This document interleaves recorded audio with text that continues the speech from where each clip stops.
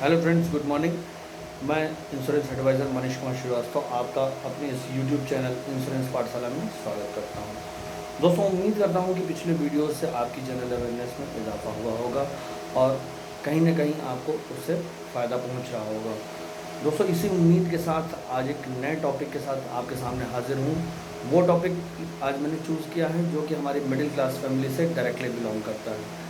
Middle class family से directly belong करने वाले वो टॉपिक हैं जिसमें हम ये देखते हैं कि उन गार्जियंस के सामने बहुत ज़्यादा प्रॉब्लम होती है जिनके छोटे बच्चे होते हैं। उनके साथ सबसे बड़ी प्रॉब्लम ये होती है कि वो ये सोचते हैं कि कौन सी ऐसे फाइनेंशियल टूल्स का यूज़ किया जाए जिससे बच्चों की फाइनेंशियल सिक्योरिटी हमेशा बनी रहे और एक रिलायबल तरीके से वो आगे बढ़ सके। तो दोस्तों, इसी सीरीज़ में आज कंपेयर करूँगा इंडिया पोस्ट की सुकन्या समृद्धि योजना को LIC की जीवन लक्ष्य योजना। दोस्तों, जीवन लक्ष्य योजना के नाम से आप शायद अपरिचित होंगे और इसके अलावा जीवन लक्ष्य योजना के दूसरे नाम से आप शायद ज़्यादा परिचित होंगे जो कि कन्यादान योजना के नाम से जानी जाती है।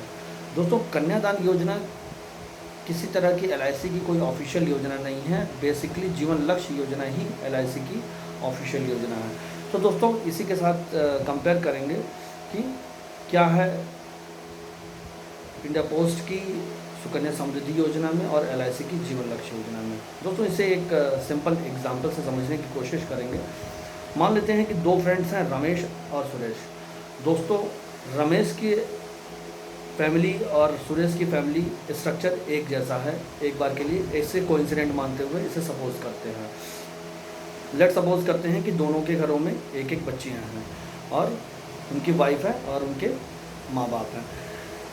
कोइंसिडेंटली रमेश और सुरेश किसी जर्नी पर एक साथ निकलते हैं और रमेश के और सुरेश के साथ दोनों के साथ कोई दुर्घटना हो जाती है और दोनों लौट के कभी घर को नहीं आते हैं। तो दोस्तों, यहाँ पे अगर ये सपोज़ किया जाए कि रमेश ने सुकन्या समृद्धि योजना ऑप्ट की थी और सुरेश ने LIC की जीवन लक्ष्य योजना ऑप्ट की थी, तो इस केस में ये देखेंगे कि कौन ज़्यादा किसकी फैमिली के साथ खड़ा है और किस तरीके से खड़ा है। तो यहाँ पे हम ये देखेंगे कि अगर मान लेते हैं कि दोनों ने अपनी लाइफ की एक एक साल की पेमेंट जो है इंडिया पोस्ट में रमेश ने डाली और सुरेश ने LIC की जीवन लक्ष्य योजना में डाली।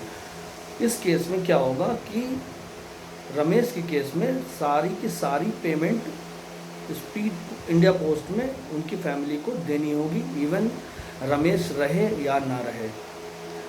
रमेश तो लौट के नहीं आए, तो अब उनके साथ फैमिली के सामने सबसे बड़ी मुसीबत होगी, सबसे बड़ी प्रॉब्लम होगी कि उस बाकी के पेमेंट को कैसे सरवाइव करते हुए उस कंडीशन में, इस तरह की मुसीबत की घड़ी में कैसे उस पेमेंट को दिया जाए।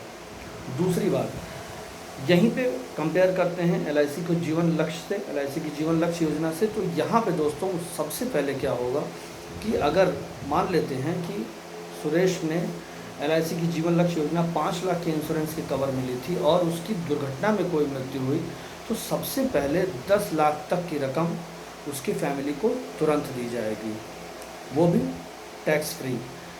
उसके साथ ही साथ LIC की आगे आने वाली टेन्योर को सारे के सारे प्रीमियम को माफ़ कर दिया जाएगा। मान लेते हैं कि अगर सुरेश ने 25 सालों तक का टर्म जो है चुना था अपनी बेटी के लिए, तो इस केस में आगे के 21 साल के सारे प्रीमियम LIC अपनी तरफ से उसे सबमिट करेगी। तीसरा पॉइंट, इस तरह की प्रीमियम माफ़ कर देने की कोई फैसिलिटी इंडिया पोस्ट की सुकन्या समृद्धि योजना में नहीं होगी।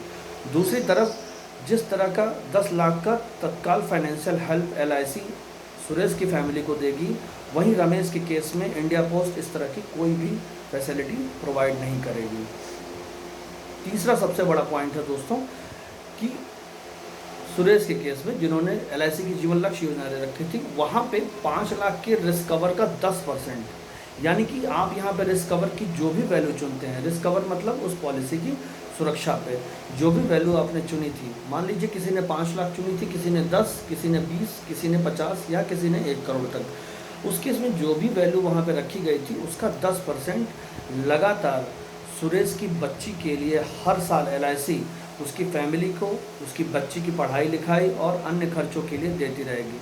अगर सुरेश के केस की बात करें तो यहाँ पे 50,000 तक की रकम अगले 21 सालों तक लगातार उसकी फैमिली को मिलती रहेगी। तो दोस्तों यहाँ पे हम देखते हैं कि बहुत बड़ा फाइनेंशियल सपोर्ट सुरेश की फैमिली को मिला, जबकि रमेश की फैमिली के केस में जिन्होंने सुकन्या समृद्धि योजना ली थी उसकी केस में इस तरह का कोई भी फाइनेंशियल सपोर्ट नहीं मिला, और नहीं तो उसे उस प्रीमियम की पेमेंट करने के लिए दुनिया भर की दिक्कतें आईं।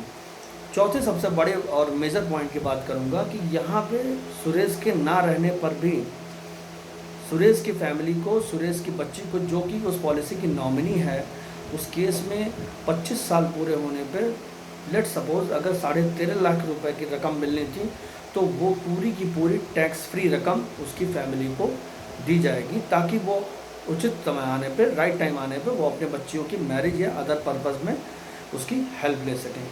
यहीं पे कंपेयर करेंगे कि अगर ऐसा केस रमेश के साथ हुआ है, जबकि रमेश लौट के नहीं आया, रमेश की डेथ हो चुकी है, उस केस में रमेश की फैमिली को मैच्योरिटी टाइम पे इस तरह की किसी तरह की पेमेंट की फैसिलिटी अवेलेबल नहीं है। दोस्तों ये तो बात थी कि कॉन्स की। अगर प्रोज की बात करें तो यहाँ पे ये हो सकता है कि मैच्योरिटी टाइम पे सुकन्या समृद्धि के इंटरेस्ट रेट के हेल्प से हो सकता है कि कुछ 2 लाख 3 लाख के वैल्यू में चीज़ें ज़्यादा मिल सकती हैं, मैच्योरिटी अमाउंट ज़्यादा मिल सकता है अगर दोनों की पॉजिटिव कंडीशन की बात करें, अगर रमेश और सुरेश के साथ इस तरह की कोई मिसहैपनिंग नहीं होती है। लेकिन दोस्तों ये हमारे जानने और समझने की बहुत ही इम्पॉर्टेंट बात है कि हम प्रोज के साथ साथ कॉन्स को भी ध्यान रखें कि अगर सारी चीज़ें वेल एंड टाइम सब कुछ ओके चल रहा है, सारी कंडीशंस ठीक हैं, उस केस में हम अपनी फैमिली को सपोर्ट कर रहे हैं, हम रहते हैं, तो हम 2-3 लाख रुपए भले ही ज़्यादा पा जाते हैं कंपैरेटिवली जीवन लक्ष्य के प्लान से, बट उसकी अदर फीचर्स को अगर ध्यान में रखें तो ये एक ऐसा फाइनेंशियल सिक्योर्ड प्लान है जो कि हमारे छोटे बच्चों के लिए, चाहे वो लड़की हो या लड़का, उसकी कंप्लीट फाइनेंशियल सिक्योरिटी को प्रोवाइड करता है। दोस्तों हमें हमेशा प्लान फॉर द बेस्ट रखना, होप फॉर द बेस्ट रखना चाहिए और प्लान फॉर द वर्स्ट की तैयारी करनी चाहिए। तो दोस्तों उम्मीद करता हूँ कि आपको ये कंपैरिजन ज़्यादा पसंद आया होगा और इस कंडीशन से आप ऑप्ट करेंगे LIC के जीवन लक्ष्य प्लान को और अपने फैमिली को सिक्योर करेंगे। Thank you so much.